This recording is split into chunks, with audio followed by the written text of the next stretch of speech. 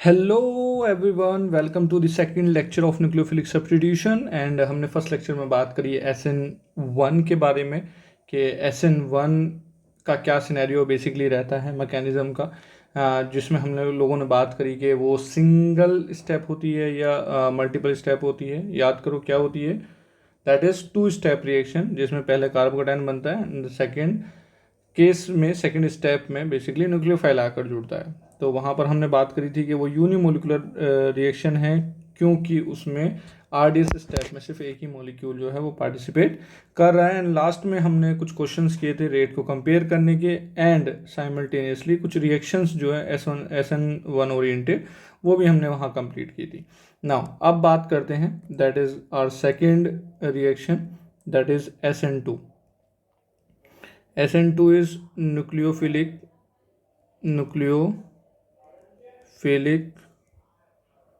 substitution by bimolecular mechanism। अब इसकी अगर हम बात करें, ठीक है, तो यहाँ पर बेसिकली क्या होता है कि जिस वक्त पर लिविंग ग्रुप लीव कर रहा होता है उसी वक्त पर बेसिकली न्यूक्लियोफाइल जो है वो अटैक कर रहा होता है। मतलब बेसिकली न्यूक्लियोफाइल अटैक करने पर ही लिविंग ग्रुप यहाँ पर लीव करता है। तो here leaving group leaves when nucleophile is attacking. तो बेसिकली होता क्या है कि ये हमारा सबस्ट्रेट है RLG, ठीक है, रिएक्टेंट बेसिकली सबस्ट्रेट मतलब रिएक्टेंट, ये हमारा न्यूक्लियोफाइल है। यहाँ पर न्यूक्लियोफाइल जो है बेसिकली कार्बन पर अटैक करता है, क्योंकि लिविंग ग्रुप इलेक्ट्रोनेगेटिव एटम से जुड़ा हुआ होता है, ठीक है। एंड यहाँ पर इस पर होगा डेल पॉजिटिव चार्ज, तो इसलिए न्यूक्लियोफाइल जो है वो R पर अटैक करता है। एंड यही बेसिकली इसी स्टेप, यही RDS है, क्योंकि एक ही स्टेप है। तो यहाँ बेसिकली क्या होता है कि न्यूक्लियोफाइल जो है वो R से बॉन्ड बना रहा है, ठीक है। साइमल्टेनियसली जो हमारा लिविंग ग्रुप है वो लीव कर रहा है, एंड इस पर होल चार्ज क्या होगा -1, एंड लिविंग ग्रुप लीव कर जाएगा और यहाँ जुड़ जाएगा, that is NU plus leaving group यहाँ से लीव कर गया, ठीक है। तो लिविंग ग्रुप टेंडेंसी जो है वो वैसे ही रहेगी जैसे नॉर्मली SN1 में रहती है, ठीक है। एंड यहाँ पर अगर हम बात करें तो न्यूक्लियोफाइल हमें स्ट्रॉन्ग ही लेना पड़ेगा, क्योंकि न्यूक्लियोफाइल अटैक करता है, दैट मीन्स न्यूक्लियोफाइल पेशेंट यहाँ पर नहीं है, ठीक है। और सिंगल स्टेप रिएक्शन है ये, क्योंकि एक ही स्टेप में बेसिकली सब कुछ हो गया है, सिंगल स्टेप रिएक्शन। और यहाँ पर अगर हम देखें तो इस स्टेप में दो लोग इन्वॉल्व हैं, that means rate is directly proportional to substrate that is reactant and also nucleophile। तो यहाँ पर 1 1 बेसिकली पावर रहेगी। तो अगर हम ऑर्डर की बात करें तो ऑर्डर भी यहाँ आएगा 2, एंड मोलिकुलैरिटी भी यहाँ पर आएगी हमारी 2। तो इसलिए SN2 जो है, क्योंकि मोलिकुलैरिटी क्या है यहाँ पर 2। यहाँ पर अगर मैं ग्राफ बनाऊँ, ठीक है, तो कुछ इस तरह से रहेंगे रेट के ग्राफ। अगर रेट को कंपेयर कर रहा हूँ मैं विद यहाँ पर सबस्ट्रेट की कंसंट्रेशन के साथ, एंड यहाँ पर रेट को कंपेयर कर रहे हैं हम लोग न्यूक्लियोफाइल की कंसंट्रेशन के साथ, ठीक है। तो दोनों पे ही बेसिकली डायरेक्टली प्रोपोर्शनल डिपेंड करेगा। तो कुछ इस तरह से जो है वो अब ओरिजिन से नहीं बनाते हैं, ठीक है। कुछ इस तरह से हम लोग बोल सकते हैं y=mx वाला सीन जो है वो रहेगा, ठीक है ना। सिंगल स्टेप है, तो अगर हम पोटेंशियल एनर्जी कर्व बनाएं यहाँ पर, ठीक है, तो पोटेंशियल एनर्जी कर्व कुछ इस तरह से होगा, that is here is potential energy, ठीक है। और यहाँ है प्रोग्रेस ऑफ रिएक्शन। नाउ यहाँ था ये हमारा रिएक्टेंट, एंड देन एक ट्रांजिशन स्टेट बनाकर यहाँ बन गया RNU, यहाँ था हमारा RLG, ये है हमारा ट्रांजिशन स्टेट, ठीक है। सिंगल स्टेप है, एक ही स्टेप में बेसिकली क्या हो गया, रिएक्शन कन्वर्ट हो गई है, ओके। तो एक और चीज़ यहाँ पर अगर हम बात करें कुछ और फैक्टर्स की, तो इस ही स्टेप में बेसिकली लिविंग ग्रुप लीव कर रहा है, दैट मीन्स रेट जो है यहाँ पर also directly proportional to leaving group tendency, मतलब वही लिविंग ग्रुप टेंडेंसी जिसमें आई माइनस सबसे जल्दी निकलेगा, देन फिर बी आर माइनस, देन फिर सी एल माइनस, देन फिर एफ माइनस। ठीक है, तो जो नॉर्मली हम लोग बात करते हैं वही बेसिकली यहाँ पर रहेगा। अब नाउ यहाँ अगर बात करें, ठीक है, और चीज़ों के बारे में, तो न्यूक्लियोफाइल बेसिकली इस स्टेप में इन्वॉल्व है, तो also rate is directly proportional to that is nucleophilicity of nucleophile. ठीक है, एंड यहाँ पर बेसिकली क्या हो रहा है कि हमारा ये ट्रांजिशन स्टेट, इसको बेसिकली हम लोग बोलते हैं ट्रांजिशन स्टेट। तो यहाँ ट्रांजिशन स्टेट में कोई कार्बोकेटायन नहीं बन रहा है, तो कार्बोकेटायन नहीं बनेगा तो यहाँ कोई रीअरेंजमेंट वाली चीज़ जो है वो नहीं होती है। दूसरी चीज़, इसी स्टेप में बेसिकली लिविंग ग्रुप लीव कर रहा है। ठीक है, तो बेसिकली लिविंग ग्रुप का अगर आइसोटोप चेंज करेंगे हमारा, तो काइनेटिक आइसोटोपिक इफेक्ट शो करेगा। ठीक है, as well as elemental effect भी शो करेगा कि एलिमेंट अगर चेंज करते हैं हम लोग, ठीक है, तो दैट मीन्स उस वाले केस में भी हमारा हैवियर एलिमेंट्स उस कोडिंग अगर हम बात करें तो उस पर भी रेट जो है डिपेंड करेगा। तो यहाँ पर हम बोलेंगे कि दैट इज़ SN2 सोज, ठीक है, दोनों effect, that is first is kinetic isotopic effect, second that is elemental effect. Element change करने पर बेसिकली मास का ही है, दैट इज मास ज़्यादा होगा तो दैट मीन रिएक्शन स्लो रहेगी।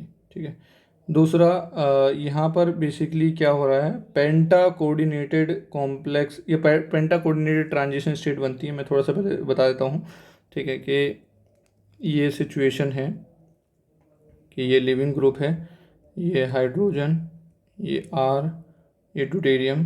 तो बेसिकली क्या होता है कि न्यूक्लियोफाइल जो है वो बैक साइड से अटैक, अच्छा यहाँ पर आगे से न्यूक्लियोफाइल नहीं आ सकता क्योंकि लिविंग ग्रुप मौजूद है आगे से, तो न्यूक्लियोफाइल के पास एक ही पॉसिबिलिटी होती है, दैट इज़ वो बैक साइड ही अटैक कर सकता है। तो इस दौरान बेसिकली क्या होता है कि न्यूक्लियोफाइल कनेक्ट करने की कोशिश कर रहा है, ये हमारा है इस तरह से। ठीक है, हम यहाँ बनाएंगे, तो this is R, this is H, this is D, and then फिर ये है हमारा लिविंग ग्रुप। तो इसे बोलते हैं हम लोग पेंटा कोऑर्डिनेटेड, ठीक है, पेंटा कोऑर्डिनेटेड ट्रांजिशन स्टेट, जिसमें हमारा ये है that is penta coordinated transition state, and then फिर बाद में ये कन्वर्ट हो जाता है, दैट मीन्स इस तरह से लेफ़्ट साइड में आकर हमारा क्या लग जाता है, न्यूक्लियोफाइल लग जाता है। तो यहाँ अगर आप देख पाओ तो लिविंग ग्रुप राइट साइड में था और न्यूक्लियोफाइल जो लगा है वो लेफ़्ट साइड में लगा है। कहने का मतलब यहाँ कॉन्फ़िगरेशन जो है वो बेसिकली चेंज हो जाता है। तो SN2 में अगर मान लो अगर इसका R कॉन्फ़िगरेशन होता तो ये क्या बन जाएगा S। तो बैक साइड अटैक से अक्सर क्या होता है, हमारा कॉन्फ़िगरेशन जो है, इन्वर्जन ऑफ कॉन्फ़िगरेशन जो है बेसिकली वो ऑब्जर्व होता है। ठीक है, तो यहाँ हम लिख रहे हैं that is inversion of configuration. तो यहाँ पहले हम बात करें पेंटा कोऑर्डिनेटेड कॉम्प्लेक्स के बारे में, तो मैं यहाँ बता देता हूँ कि रेट जो है कहीं ना कहीं that is directly proportional to stability of penta coordinate transition state. ठीक है, दैट मीन्स स्टेबिलिटी की मतलब क्या होगा इसका, कि इसकी जो क्राउडिंग है वो कम होनी चाहिए। दैट मीन्स ऐसा ना हो कि 5 लोग हैं तो वो एडजस्ट ना हो पाए, तो कहीं ना कहीं that is rate is inversely proportional to steric crowding. तो क्राउडिंग के इन्वर्सली प्रोपोर्शनल होता है रेट। अगर क्राउडिंग बढ़ेगी तो SN2 उतना ही लीस्ट बेसिकली हो जाता है। ठीक है, नाउ यहाँ पर बेसिकली वो कार्बोकेटायन नहीं बना है तो there is no arrangement rearrangement, तो रीअरेंजमेंट इज नॉट पॉसिबल। अच्छा, क्राउडिंग के बारे में यहाँ लिख रहे हैं तो दैट मीन्स रेट, जो रेट का ऑर्डर रहेगा डिग्री में, रेट का ऑर्डर ये रहेगा 3 डिग्री सबसे कम, मतलब 1 डिग्री में सबसे ज़्यादा, देन 2 डिग्री, देन फिर 3 डिग्री। 3 डिग्री में SN2 जो है हमारा वो होता ही नहीं है। ठीक है, क्योंकि क्राउडिंग इतनी ज़्यादा होती है। ओके, तो SN2 का रेट जो है that is inversely proportion to steric crowding. Now यहाँ पर हमने न्यूक्लियोफाइल जो है वो अटैक किया, इसके बारे में पॉइंट लिख लेते हैं कि न्यूक्लियोफाइल यहाँ पर अटैक कर रहा है तो न्यूक्लियोफाइल जो स्ट्रोंग होगा वही अटैक कर पाएगा। तो कहने का मतलब attack of nucleophile is selective. Selective तो इसलिए क्या होगा, जो स्ट्रोंग वन होगा वही अटैक कर पाएगा। So only the strong one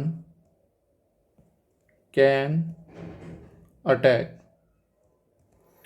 and back side attack करना ही ओनली पॉसिबिलिटी है। तो यहाँ पर इन्वर्जन देखने को मिलता है और उस इन्वर्जन को हम बोलते हैं वॉल्डन इन्वर्जन। ठीक है, तो here that is back side attack is the only possibility, so Walden inversion takes place। ठीक है, मतलब मैं थोड़ा सा एक एग्जांपल और दे देता हूँ यहाँ वॉल्डन इन्वर्जन एग्जांपल। ठीक है, जैसे यहाँ पर हमारे पास chlorine as a leaving group है, ये CH3, ये हमारा D, ये H, और यहाँ है दैट इज़ NaOH DMSO में डाला है।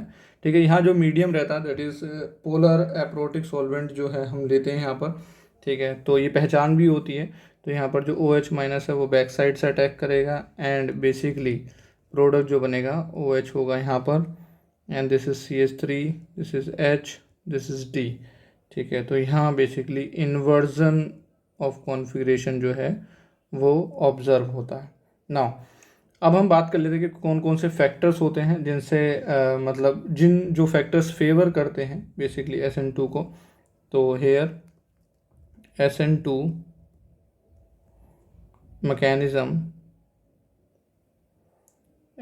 Mechanism is favoured by, first one is moderate leaving group. अब मॉडरेट लिविंग ग्रुप क्यों? क्योंकि अगर लिविंग ग्रुप अच्छा होगा तो वो निकल कर SN1 मतलब कार्बोकेटाइन बना देगा। तो कहने का मतलब SN2 करानी है तो मॉडरेट लिविंग ग्रुप मतलब या तो हलाइड हो या फिर OTS जो होता है हमारा वो होता है हमारा मॉडरेट लिविंग ग्रुप। तो first is moderate leaving group होना चाहिए। दूसरा जो सॉल्वेंट होना चाहिए that is polar aprotic solvent होना चाहिए। तो पोलर एप्रोटिक सॉल्वेंट जैसे DMF और DMSO। ठीक है, इसके ऊपर हम लोगों ने बात कर चुके हैं हम लोग कि टाइप ऑफ सॉल्वेंट जो हमारी लिविंग ग्रुप टेंडेंसी कहीं ना कहीं थी, न्यूक्लियोफिलिसिटी और बेसिसिटी में हम लोगों ने ये बहुत अच्छे से जान लिया था कि दो तरह के सॉल्वेंट कैसे होते हैं। ना थर्ड इज हमें चाहिए यहाँ स्ट्रॉन्ग न्यूक्लियोफाइल। ठीक है, तो स्ट्रॉन्ग न्यूक्लियोफाइल क्योंकि वही अटैक कर पाएंगे। तो जैसे हम लोग एग्जांपल लें जैसे OH माइनस RO माइनस, जैसे हमारा CN माइनस NO2 माइनस, ठीक है, I माइनस SH माइनस, ठीक है, एंड अमोनिया जैसे लोग। ठीक है, ये सब हमारे स्ट्रॉन्ग न्यूक्लियोफाइल की तरह एक्ट करते हैं। और भी न्यूक्लियोफाइल है जो हम लोग क्वेश्चंस के थ्रू देखेंगे, बट न्यूक्लियोफाइल का स्ट्रॉन्ग होना ज़रूरी है यहाँ। दूसरा हाई कंसंट्रेशन भी होना ज़रूरी है। ठीक है, high concentration of nucleophile that means nucleophile concentration ज़्यादा रहेगी तो रेट ज़्यादा रहेगा। And fifth is low temperature, क्योंकि हम लोग बात कर रहे हैं किसकी, सब्स्टिट्यूशन की, तो टेम्परेचर लो रहेगा क्योंकि हाई टेम्परेचर पर एलिमिनेशन हो जाता है। ठीक है, एंड किन किन की बेसिकली ये रिएक्शन है। ठीक है, तो हमने एक चीज़ बात करी है, क्राउडिंग नहीं होनी चाहिए, तो दैट मीन्स 3 डिग्री पर ये रिएक्शन होती नहीं है। दूसरा, मॉडरेट लिविंग ग्रुप होना चाहिए, तो ये जो रिएक्शन है ये 1 डिग्री और 2 डिग्री की रिएक्शन है, तो that is characteristic reaction of 1 degree and 2 degree alkyl halide, क्योंकि हलाइड मॉडरेट लिविंग ग्रुप है, and tosylate that is OTS। Tosylate मतलब OTS और हलाइड 1 डिग्री 2 डिग्री इन्हीं की रिएक्शन बेसिकली SN2 में होती है। अच्छा, एक पॉइंट में नोट करके यहाँ लिख देता हूँ कि इलेक्ट्रॉन विड्रॉइंग ग्रुप जब भी जुड़ा हुआ होगा, ठीक है, जैसे मैं एक एग्जांपल ले लेता हूँ यहाँ पर, H double bond O CH2Cl, ठीक है, तो और ऐसे मैं कुछ एग्जांपल यहाँ से लेता हूँ CH3CH2Cl।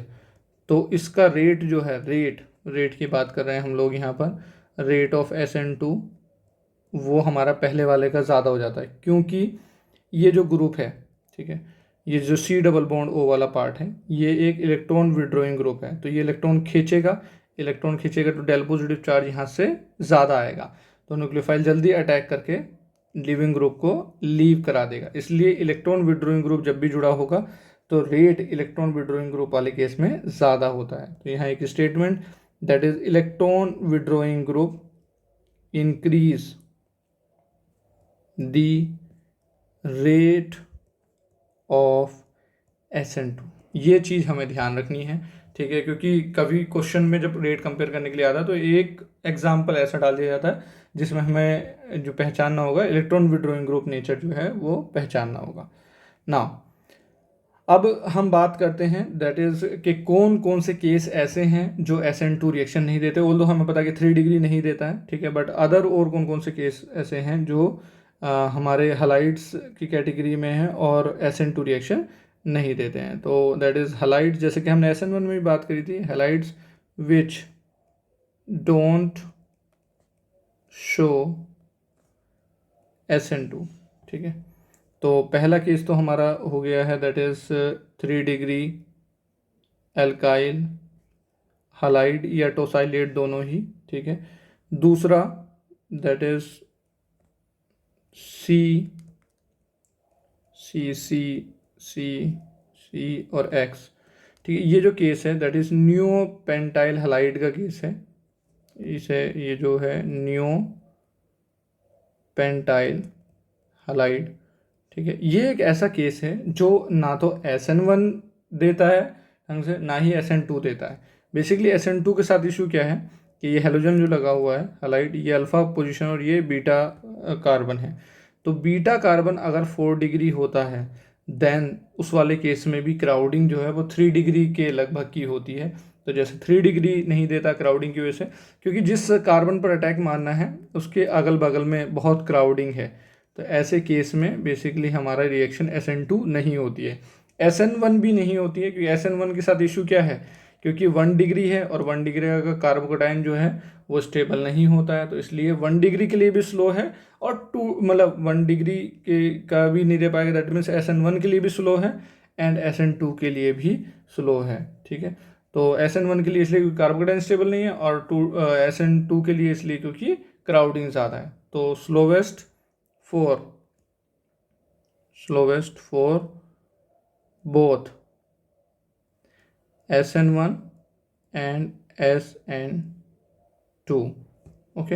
हम थोड़ा स्लोवेस्ट के वर्ड बोला मैं, वो आगे मैं बात कर लूँगा, बट तुम्हें इस पर SN2 नहीं करानी है, ठीक है। नाउ थर्ड इज केस है दैट इज़ डबल बॉन्ड पर लगा हलाइड, ठीक है। अब बात क्या है, एक रीज़न और मैं बता देता हूँ, क्योंकि न्यूक्लियोफाइल जब आकर इस पर अटैक मारेगा, ठीक है, ये खुद एल्कीन है, और एल्कीन क्या होती है, न्यूक्लियोफाइल। एल्कीन खुद न्यूक्लियोफाइल है और न्यूक्लियोफाइल ही न्यूक्लियोफाइल पर अटैक मार रहा है, तो ये पॉसिबल नहीं है, क्योंकि इलेक्ट्रॉन वाले पर अटैक नहीं कर सकते। तो nucleophile can not attack another nucleophile, ठीक है। तो यहाँ पर बेसिकली रिएक्शन नहीं होगी। जैसे डबल बॉन्ड में वैसा ही हमारा केस होगा ट्रिपल बॉन्ड का, ठीक है।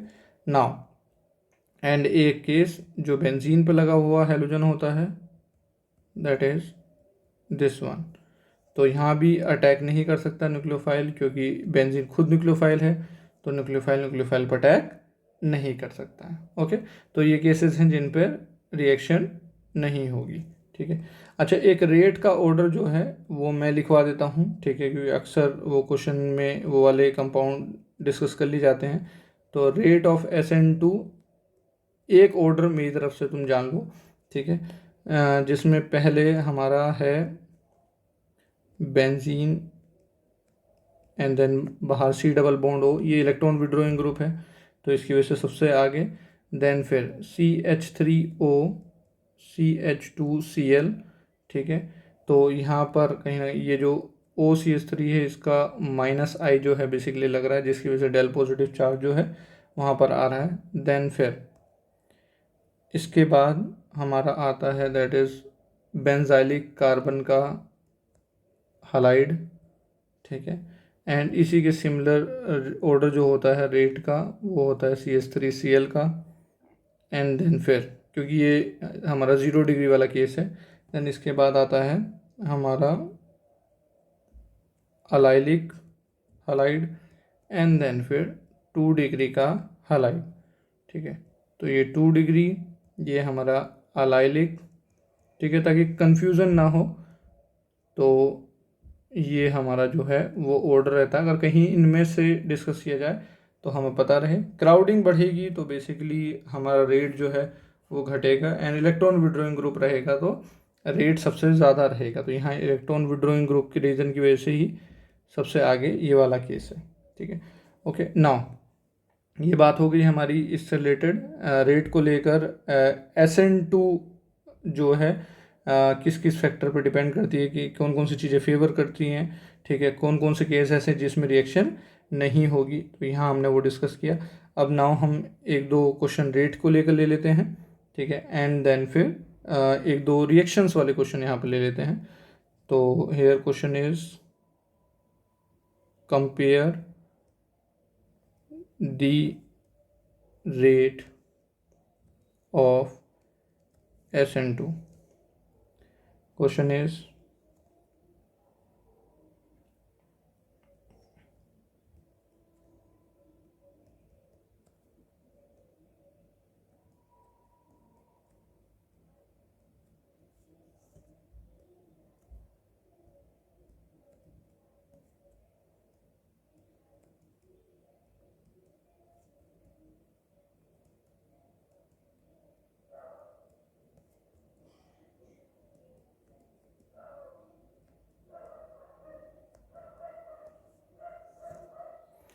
थर्ड एग्जाम्पल की अगर हम यहाँ पर हम बात करें तो हम मॉडरेट लिविंग ग्रुप के तौर पर OTS या हेलोजन ही लेंगे। तो दैट इज़ इस तरह से, एंड देन फिर ऊपर हमारा OTS, ये मिथाइल ग्रुप बेसिकली लगे हुए हैं, ठीक है। And then third one is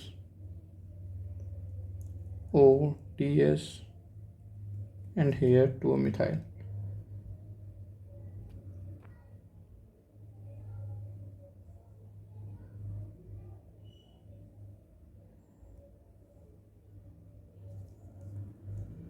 and fourth one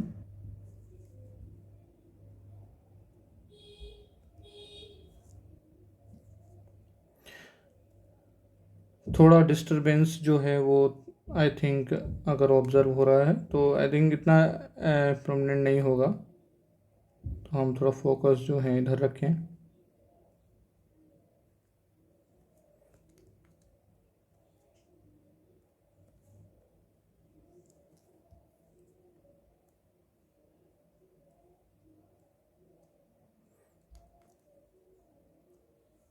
okay, सो ये क्वेश्चन हैं रेट के रिगार्डिंग, ठीक है। एंड नाउ कुछ क्वेश्चन हम ले लेते हैं यहाँ पर रिगार्डिंग रिएक्शन।